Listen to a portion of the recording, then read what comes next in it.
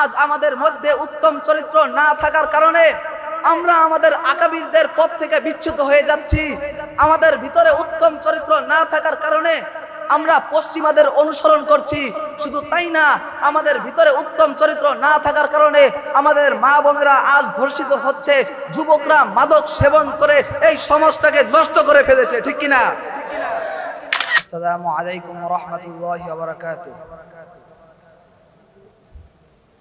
আলহামদুলিল্লাহি রাব্বিল কাবা والصلاة والسلام على من لا نبي بعده أما بعد فقد قال الله تبارك وتعالى فأعوذ بالله من الشيطان الرجيم بسم الله الرحمن الرحيم وإنك لعلى خلق عظيم وعن سهل بن سعد رضي الله عنه قال قال رسول الله صلى الله عليه وسلم إن الله عز وجل كريم يحب الكرام ويحب معالي الأخلاق ويكره سفسافها صدق الله العظيم। মার্কাজউদ্দিন ঢাকা কর্তৃক পরিচালিত আল্লামা মুহাম্মদ আলী লাহোরী রহমাতুল্লাহি আলাইহি পাঠাগারের উদ্যোগে আয়োজিত মাসিক বক্তৃতার সেমিনারের সম্মানিত সভাপতি, বিজ্ঞ বিচারক মণ্ডলী ও উপবিষ্ট বাংলার দূর দূরান্ত থেকে আগত এলএম পিপাসক ছাত্র ভাইরা, সবাইকে জানাই আমার অন্তরস্থল থেকে আন্তরিক শুভেচ্ছা অভিনন্দন। প্রিয় উপস্থিতি, আজকে আমার বক্তৃতার বিষয়বস্তু হচ্ছে উত্তম চরিত্র। আমি আমার নির্ধারিত বিষয়ের উপর সুন্দরভাবে আলোচনা করার চেষ্টা করব ইনশাআল্লাহ। প্রিয় উপস্থিতি, একজন ইমানদার মানুষ তার নিপুণ আচার ব্যবহারের মাধ্যমে আল্লাহর ইবাদত আঞ্জাম দিয়ে থাকেন। এই জন্য তার আচার আচরণ সবার সাথে হয় একই রকম।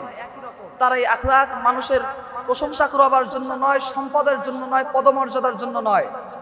তার এই আখলাক আল্লাহর ভালোবাসা পাওয়ার জন্য, আল্লাহর মাখলুকের ভালোবাসা পাওয়ার জন্য। প্রিয় উপস্থিতি, নবী সাল্লাল্লাহু আলাইহি ওয়াসাল্লাম বলেন, কিয়ামতের দিন তোমাদের মধ্যে আমার সবথেকে প্রিয় নিকটবর্তী হবে তারা যারা তোমাদের মধ্যে আখলাকের বিচারে উত্তম। প্রিয় উপস্থিতি, আব্দু কায়েস গোত্রের আহত সাহাবী মুনজির ইবনে আইসকে নবী সাল্লাল্লাহু আলাইহি ওয়াসাল্লাম বলেন, তোমার বিশেষ দুটি গুণ রয়েছে যা আল্লাহ এবং তার রাসূলের প্রিয়। গুণ দুটি হচ্ছে সহনশীলতা এবং নম্রতা। রাসূল সাল্লাল্লাহু আলাইহি ওয়াসাল্লামকে নেক কাজ সম্পর্কে জিজ্ঞাসা করা হলে তিনি বলেন নেক কাজ হচ্ছে সদ্ব্যবহার।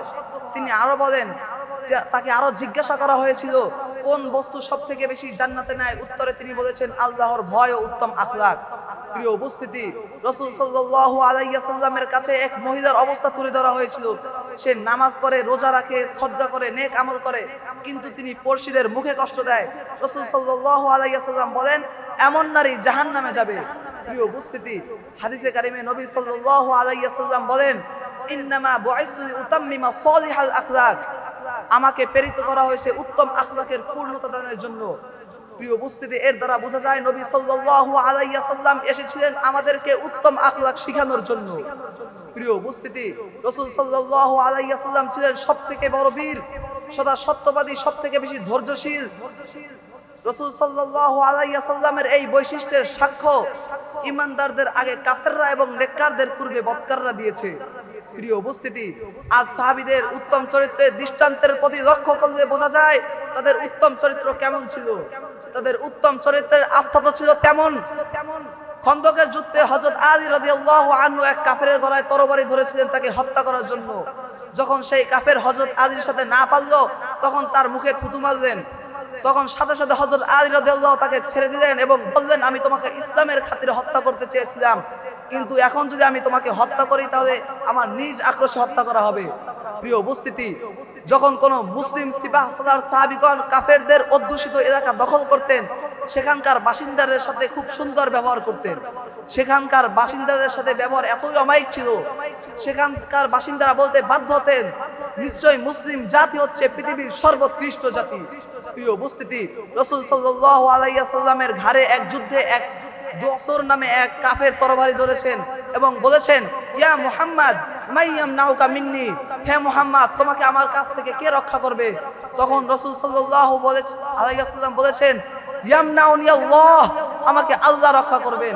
আল্লাহর শব্দ শোনার সাথে সাথে সেই কাফের কাঁপতে শুরু করে এবং তার হাত থেকে তরবারি পড়ে যায়। তখন রাসূল সাল্লাল্লাহু আলাইহি ওয়াসাল্লাম তরবারি উঠিয়ে বললেন, এখন তোমাকে আমার হাত থেকে কে বাঁচাবে? তখন রাসূল সাল্লাল্লাহু আলাইহি ওয়াসাল্লামের দয়ার চেহারার দিকে সেই কাফের তাকিয়ে থাকেন। রাসূল সাল্লাল্লাহু আলাইহি ওয়াসাল্লাম তাকে ছেড়ে দেন।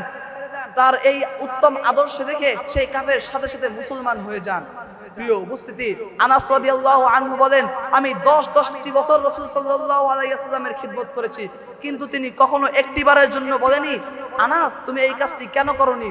প্রিয় উপস্থিতি, আজ আমাদের সমাজে উত্তম চরিত্রের দুর্ভিক্ষ দেখা যায়। প্রিয় উপস্থিতি, আজ আমাদের মধ্যে উত্তম চরিত্র না থাকার কারণে আমরা আমাদের আকাবিরদের পথ থেকে বিচ্যুত হয়ে যাচ্ছি। আমাদের ভিতরে উত্তম চরিত্র না থাকার কারণে আমরা পশ্চিমাদের অনুসরণ করছি। শুধু তাই না, আমাদের ভিতরে উত্তম চরিত্র না থাকার কারণে আমাদের মা বোনেরা আজ ধর্ষিত হচ্ছে, যুবকরা মাদক সেবন করে এই সমাজটাকে নষ্ট করে ফেলেছে, ঠিক কিনা?